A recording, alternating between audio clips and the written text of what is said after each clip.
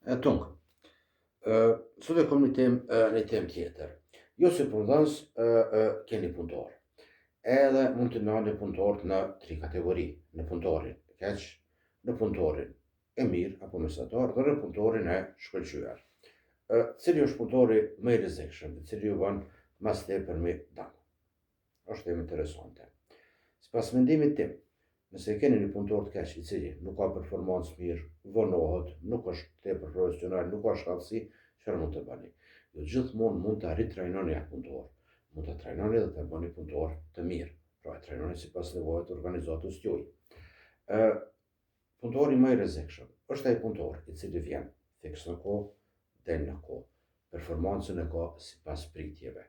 Më thonë, nuk bën asgjë më shumë, mirë po gjithmonë e mban atë trendin që performanca e tij të vlerësohet pozitivisht. Pse këta punëtorë janë të rrezikshëm?